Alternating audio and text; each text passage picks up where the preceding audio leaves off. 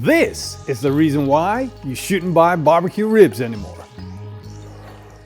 Big thanks to Borniak Smokers for sponsoring this video. As you might know, barbecue ribs is one of my favorite foods. And it's basically a no-brainer because they're juicy, tender and very tasty. And it's kind of an art form to make.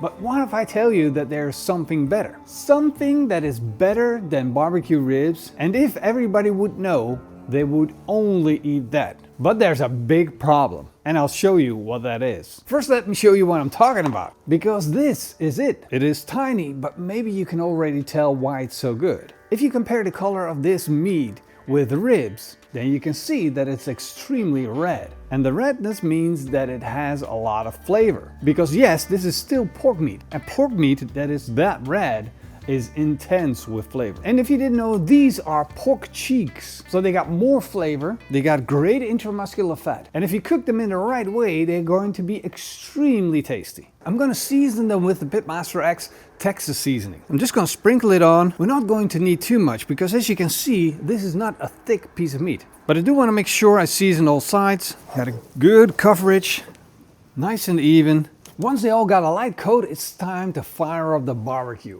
And therefore I'll be using the Borniak smoker. I got it turned on and I'm going to set the temperature. And this is the cool thing about the Borniak smoker. You can set it the way you like to set it. So I'm gonna go for a temperature of 120 degrees Celsius. And that is only going to give me heat.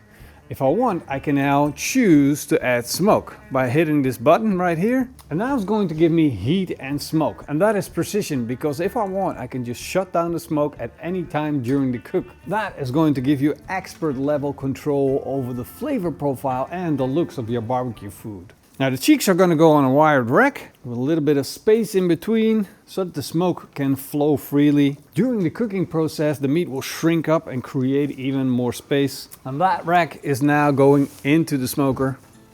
There we go. And the second rack goes in. I'm going to close the door. I'm going to check back on the smoker in about an hour and a half. While I'm waiting for the beef cheeks to be smoked, I'm going to prepare the next step. And therefore I'm going to take a tray like this, put it over direct heat, and then put in some beef tallow. It almost fits. I'm going to turn on the gas, let the beef tallow melt, and make sure the temperature doesn't go above the 120 degrees Celsius.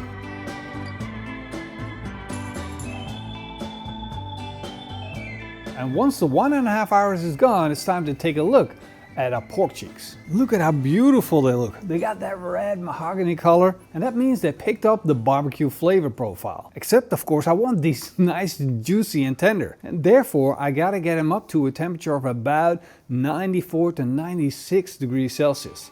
So that means I'm gonna put them in the beef tallow. The beef tallow will protect them from drying out, while at the same time, the beef tallow is going to cook the pork cheeks. Of course, I'm going to take my chef stamp probe thermometer and measure the temperature of the beef tallow. Currently we're at 69 degrees Celsius. Now I want to get that up to about 120 degrees Celsius and cook it at the same temperature as I smoked it. And the way that I'm going to do that is just put the lid back on and then put the pan in the Borniak smoker. I'm going to switch off the smoke and set the temperature to about 140 degrees Celsius. I'm expecting the pork cheeks to take at least another 2 hours to cook and be completely soft and tender. It took a little bit longer. It's now 2.5 hours and I think we got it done. Let's open up the Borniak and carefully get the pork cheeks out. There we go. And let's take a look at a pork cheek. The proof if he did it right is to cut it with a spoon. It's the ultimate tenderness test. So here we go. Look at that. Well, that is done. Look at how juicy that is. So shiny, so tender, so juicy. Of course I don't dare touch it yet. It's way too hot. Or should I?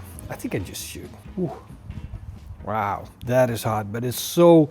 The bark is so pronounced, it is so extremely juicy and tender. This looks so good. Now this is why pork cheeks are so impressive. And so much better than pork ribs. You don't have the bone to deal with. It is juicy, it's tender, and it has more flavor than pork ribs. So on all accounts, it's a better cut of meat. But there's one big problem with this beautiful piece of meat, and that is with the autonomy of the pig.